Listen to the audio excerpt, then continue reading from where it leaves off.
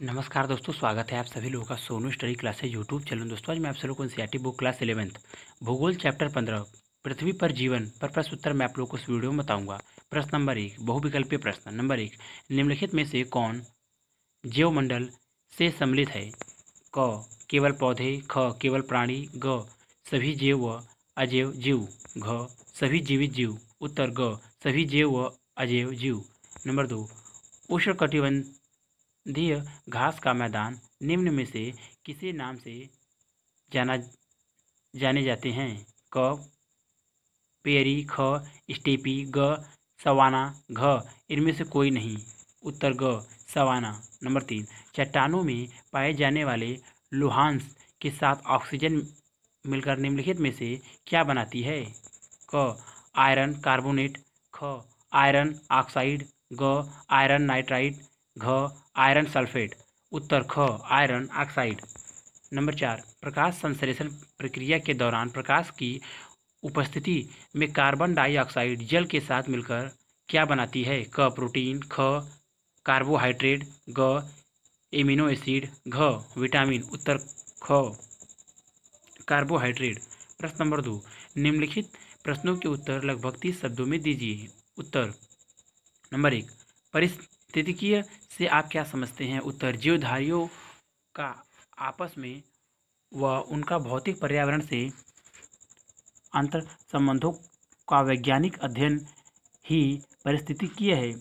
पारिस्थितिकीय ही प्रमुख रूप से जीवधारियों के जन्म, विकास, वितरण, प्रवृत्ति व उनके प्रतिकूल अवस्थाओं में भी जीवित रहने से संबंधित है। नंबर 2, परितंत्र क्या है? संसार के प्रमुख परितंत्र प्रकारों में बताएं।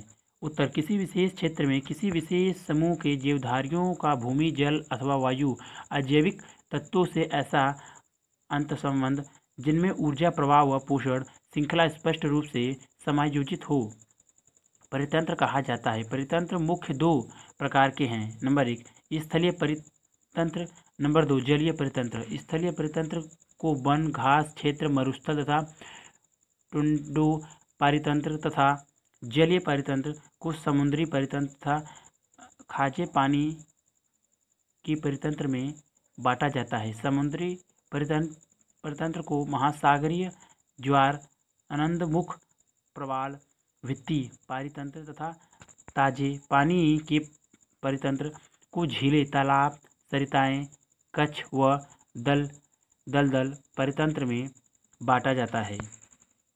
नंबर 3, खाद्य श्रृंखला क्या है? चराई खाद्य श्रृंखला का एक उदाहरण देते हुए इसके अनेक स्तर बताइए।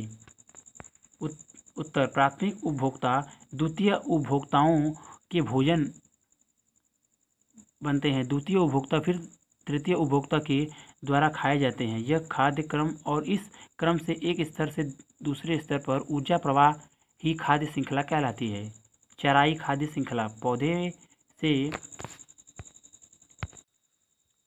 शुरू होकर मांसाहारी तक जाती है, जिसमें शाकाहारी जीव घास खाता है और शाकाहारी जीव को मांसाहारी जीव खाता है।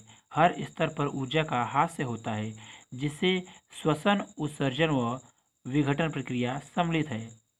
खाद्य श्रृंखलाओं में 3 से 5 स्तर होते हैं और हर स्तर पर ऊर्जा कम होती है। उदाहरण स्वरूप घास, बकरी, शेर घास, कीट, मेढक, सांप, बाजे। नंबर 4, खाद्य जाल से आप क्या समझते हैं? उदाहरण सहित बताएं। उत्तर खाद्य श्रृंखला पृथक अनुक्रम न होकर एक दूसरे से जुड़ी होती है। जैसे एक चूहा को अन्य पर निर्भर है, एक चूहा जो अन्य पर निर्भर है वह अनेक द्वितीय उपभोक्ताओं का भोजन है, और तृतीयक मांसाहारी अनेक द्वितीयक जीवों से अपने भोजन की पूर्ति करते हैं। इस प्रकार प्रत्येक मांसाहारी जीव एक से अधिक प्रकार के शिकार पर निर्भर है। परिणाम स्वरूप खाद्य श्रृंखलाएं एक दूसरे से जुड़ी हुई हैं।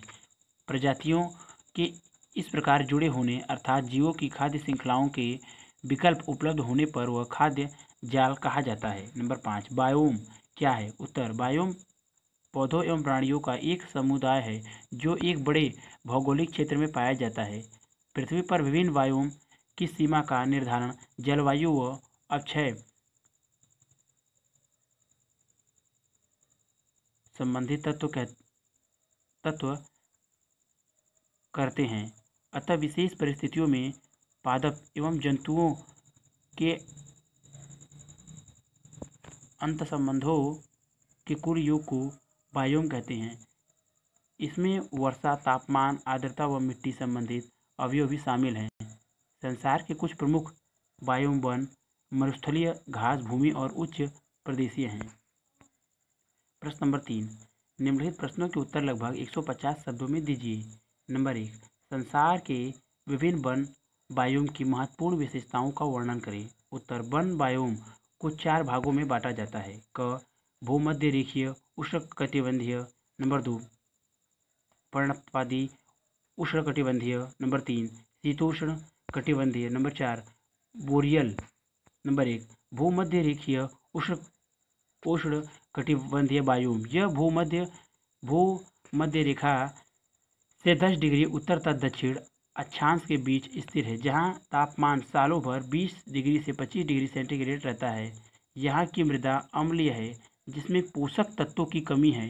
यह वृक्ष काफ़ी लंबे और घने होते हैं। नंबर 2, पर्णपाती उष्णकटिबंधीय बायोम। यह बायोम 10 डिग्री से 25 डिग्री उत्तर तथा दक्षिण अक्षांश के बीच स्थिर है। यह तापमान 25 से 30 डिग्री सेंटीग्रेड के बीच होता है।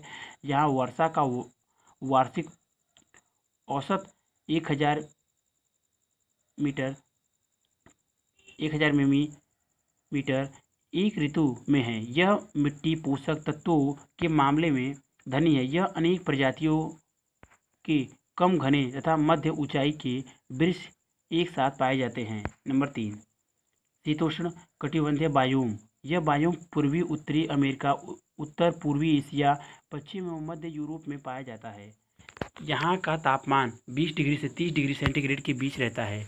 यहाँ वर्षा समान रूप से 750 से 1500 मिलीमीटर होती है। यहाँ असाधारण शीत पड़ती है तथा ऋतुएं भी स्पष्ट हैं। यहाँ की मिट्टी उपजाऊ है, जो अघटक जीवों व कूड़ा करकट आदि पदार्थ ह्यूमस से भरपूर हैं। यहाँ मध्यम घने चौड़े पत्ते वाले वृक्ष पाए जाते हैं। यहाँ पौधों की प्रजाति की कम विविधता पाई जाती है। आक, बीच, मेपल आदि कुछ सामान्य प्रजातियों के वृक्ष यहाँ बहुजातक में पाए जाते हैं। गिलहरी, खरगोश, पक्षी, काले भालू, पहाड़ी शेर व शंखक यहाँ पाए जाने वाले कुछ प्रमुख प्राणी हैं। Number 4, boreal biome. यह बायोम यूरेशिया व उत्तरी अमेरिका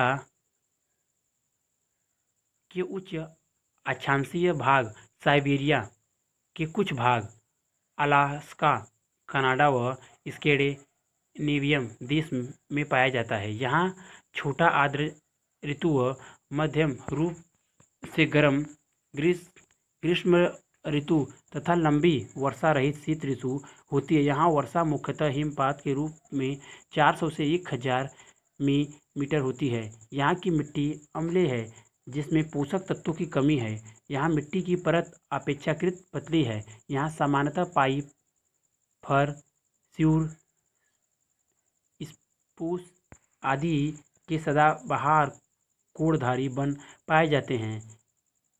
कठफोड़ा, चील, भालू, हिरण, खरगोश, भेड़िया, चमगादड़ आदि यहाँ पाई जाने वाली प्रमुख प्रजातियाँ हैं। नंबर 2, जीव भू रासायनिक चक्र क्या है? वायुमंडल में नाइट्रोजन का यौगिकीकरण कैसे होता है, वर्णन करो।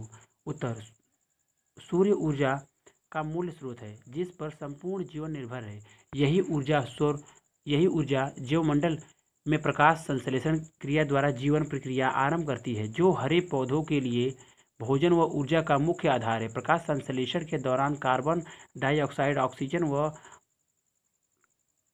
कार्बनिक यौगिकों में परिवर्तित हो जाती है। धरती पर पहुंचने वाले सूर्यातप का बहुत छोटा भाग, केवल 0.1% प्रकाश संश्लेषण प्रक्रिया में काम आता है। इसका आधे से अधिक भाग पौधों की श्वसन विसर्जन क्रिया में और शेष भाग अस्थायी रूप से पौधों के अन्य भागों में संचित हो जाता है। विभिन्न अध्ययनों से पता चलता है कि पिछले 100 करोड़ वर्षों में वायुमंडल एवं जलमंडल की संरचना में रासायनिक घटकों का संतुलन लगभग एक जैसा अर्थात बदलाव रहित रहा है। रासायनिक तत्वों का यह संतुलन पौधों व प्राणी ऊतकों से होने वाले चक्रीय प्रभाव के द्वारा बना रहता है। यह चक्र जीवों द्वारा रासायनिक तत्वों के अवशोषण से आरंभ होता है और उनके वायु, जल व मिट्टी के विघटन से पुनः आरंभ होता है। यह चक्र मुख्यतः सौर ताप से संचालित होते हैं। जीवमंडल में जीवधारी व पर्यावरण के बीच यह रासायनिक तत्वों के चक्रीय प्रभाव जैव भू रासायनिक चक्र कहे जाते हैं। जैव भू रासायनिक चक्र दो प्रकार के हैं, एक गैसीय और दूसरा तलछटी चक्र। गैसीय चक्र में पदार्थ के मुख्य भंडार वायुमंडल व महासागर हैं। तलछटी चक्र में प्रमुख भंडार पृथ्वी की भूपट्टी पर पाई जाने वाली मिट्टी, तलछट व अन्य चट्टानें हैं। नंबर 3, पारिस्थितिकीय संतुलन क्या है?